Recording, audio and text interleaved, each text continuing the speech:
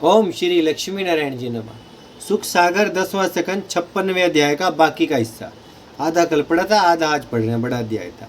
हे राजन, केशव मूर्ति ने उस अंधियारी कंदरा में थोड़ा दूर जाकर क्या देखा कि एक स्थान बाग व बहुत अच्छा जामवंत के रहने का वहाँ बना है और उसकी महासुंदरी कन्या जामवंती ब्राह्मणी हाथ में लिए पालने में झूल रही है।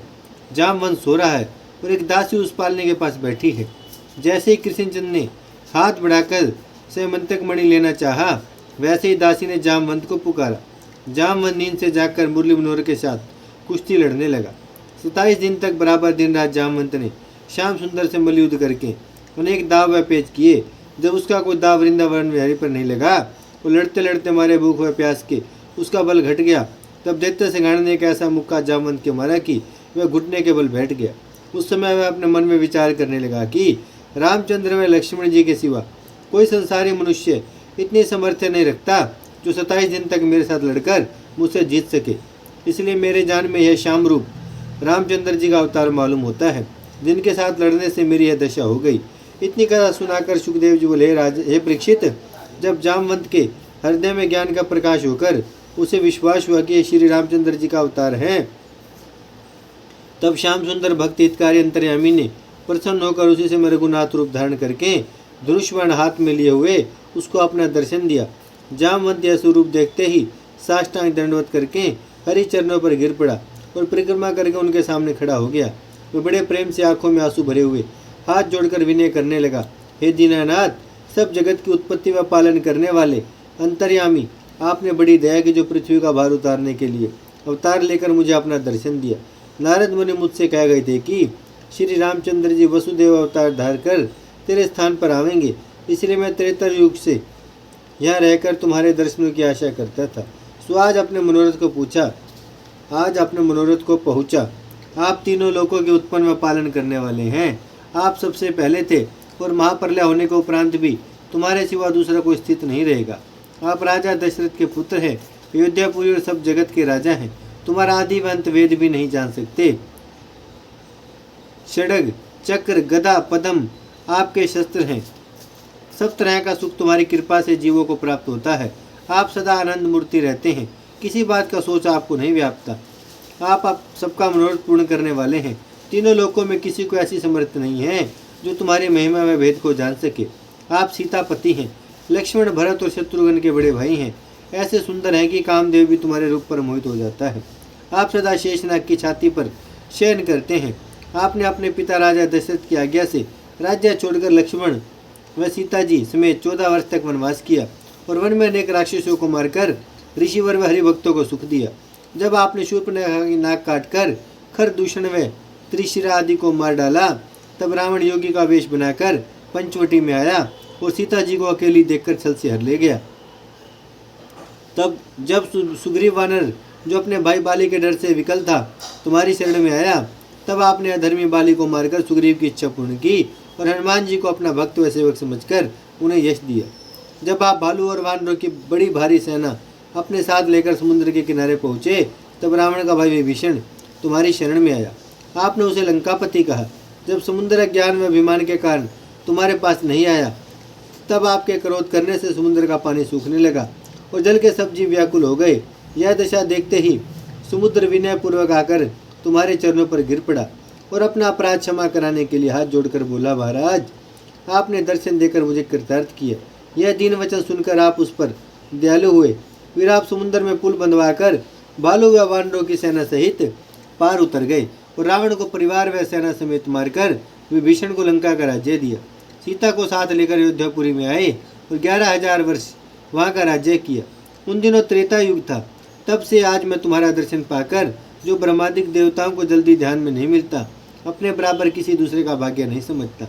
हे दीनानाथ, जिस तरह आप दया करके अपने चरण यहाँ ले आए, उसी तरह दयालु होकर आने का कारण बतलाएं। यह वचन सुनकर श्याम सुंदर ने कहा कि हे जामवंत, हम तेरी स्तुति सुनने से बहुत प्रसन्न हुए। जो मणि तेरी कन्या हाथ में लिए खेलती है, इसी मणि की चोरी मुझे सत्राजीत यादव ने लगाई, इसलिए मैं अपना कलंक छुड़ाने के लिए यही मणि लेने आया हूँ। यह मुझे दे दो। यह वचन सुनते ही जामवंत ने मनसा वाचा कर्म में प्रसन्न होकर विनय के, हे महाप्रभु, मेरे यहाँ से एक संयंतक मणि और दूसरी जामवंती कन्या 2 मणि है। ये दोनों तुम्हारी भेंट करता हूँ। मेरे यहाँ एक सैमंतक और दूसरी जामवंती कन्या 2 मणि हैं। ये दोनों तुम्हारी भेंट करता हूँ। आप दया करके अंगीकार कीजिए, जिसमें मेरा उद्धार हो। यह सुनकर केशव मूर्ति बोले, बहुत अच्छा, मैंने तेरा कहना माना। जैसे यह वचन जामवंत ने सुना, वैसे हर्षपूर्वक अपनी कन्या श्री कृष्ण जी को ब्याह कर वह मणि दहेज में दे दिया। इतनी कथा सुनाकर सुखदेव जी बोले, परीक्षित, इधर तो मोहन प्यारे 27वें दिन जामवंत से विदा होकर सैमंतक मणि व जामवंती को साथ लिए अपने घर चले। उधर यदुवंशी 24 दिन तक उनकी आशा देखकर निराश होकर वहाँ से रोते पीटते द्वारका में आए। जब राजा उग्रसेन व वसुदेव जी आदि द्वारकावासियों ने यह सुना, तब सब छोटे बड़े स्त्री व पुरुष अन्न जल छोड़कर अति विलाप करने लगे। सब लोगों ने सत्राजीत को गालियां देकर अनेक दुर्वचन कहे और बहुत लोगों ने सत्राजीत को मारना चाहा, पर बलराम जी ने मारने से बचकर समझाया कि तुम लोग कुछ चिंता मत करो, दैत्य सिंहासन सैमंतक मणि लिए हुए आते हैं। तीनों लोकों में कोई ऐसा नहीं है जो उनको मार सके। जब उनके समझाने पर भी किसी को धैर्य नहीं हुआ, तब रुक्मिणी आदि सब स्त्रियां रोते रोते घबराकर अपने महल में बाहर निकली और इकट्ठी होकर द्वारकावासियों समेत मोहनी मूर्ति को ढूंढने चली। माखन प्रभु बलबीर बिनु धरे नहीं मंदिर, सब मिलकर खोजन चली व्याकुल महाशरीर। हे राजन, नगर के बाहर जो देवस्थान उन्हें दिखलाई देता था, वह मानता मानकर आगे चली जाती थी। जब नगर में 1 कोस बाहर देवी के मंदिर पर पहुंची, तब विधि पूर्वक पूजा करने के उपरांत हाथ जोड़कर बोली, हे अंबिका माता, तुम सबकी इच्छा पूर्ण करती हो, इसलिए हम लोग तुमसे वरदान मांगते हैं कि हमारे प्राणनाथ जल्दी दर्शन देकर हम लोगों का दुख हरें। जिस समय द्वारकानाथ की स्त्री देवी जी से यह वरदान मांग रही थी और राजा उग्रसेन यदुवंशियों समेत अपनी सभा में बैठे हुए सोच कर रहे थे, उसी समय मुरली मनोहर सैमंतक मणि व जामवंती को अपने साथ लिए हुए हंसते हुए राजा उग्रसेन की सभा में जाकर खड़े हो गए। उनका चंद्रमुख देखते वसुदेव आदि ने अति प्रसन्न होकर भूत दरवादे को उनके हाथ से दान व दक्षिणा दिलवाया। और यह समाचार सुनकर रुक्मिणी आदि स्त्रियां बड़े हर्ष से गाती बजाती अपने अपने मंदिर में आई। एक यदुवंशी ने हंसी में मोहन प्यार से कहा, मणि का रण कछु नहीं गए, जाम्बवंत के धाम ब्याह करण पहुँचे वहाँ, माखन प्रभु घनश्याम। केशव मूर्ति ने यह बात सुनकर हंस दिया। उसी समय सत्राजीत को बुला भेजा और सैमंतक मणि उसे देकर कहा कि तुमने हमको मणि लेने और प्रसेन को मारने का झूठा कलंक लगाया था। तुम्हारे भाई को शेर ने मारकर मणि ले लिया और उस शेर को जामवंत भालू मारकर मणि ले गया था। जामवंत ने अपनी बेटी मुझे ब्याह कर यह मणि दहेज में दिया है, सो अपनी मणि तुम लो। जब सत्राजीत ने वह मणि देखकर सब हाल सुना, तब अति लज्जित हो गया। उस समय तो वह श्याम सुंदर की आज्ञा अनुसार मणि लेकर अपने घर चला आया, पर मन में बहुत उदास होकर कहने लगा कि देखो, मैंने बड़ा पाप किया जो झूठा कलंक बैकुंठनाथ को लगाया। अब मुझे उचित है कि अपनी कन्या सत्याभामा उन्हें ब्याह कर यह मणि दहेज में दे डालूं, तो मेरा अपराध छूट जावे। यह कन्या जगमोहिनी सुंदर महाअनूप, श्री यदुपति को दीजिए ऐसी रतन स्वरूप। जब ऐसा विचार कर सत्राजीत ने अपनी स्त्री से पूछा, तब वह बोली कि हे स्वामिन, तुमने बहुत अच्छा विचारा है। सत्याभामा श्री कृष्ण जी को देकर जगत में यश लीजिए। यह वचन सुनते ही सत्राजीत ने शुभ लगन ठहराकर तिलक की सब वस्तुएं अपने पुरोहित से वसुदेव जी के यहाँ भेज दिया। राजा उग्रसेन वह तिलक बड़े हर्ष से लिया और धूमधाम से बारात सजाकर श्याम सुंदर को ब्याहने आए। सत्राजीत ने शास्त्रानुसार अपनी कन्या मुरली मनोहर को ब्याह कर वही मणि और अनेक रत्नादिक दहेज में दिया।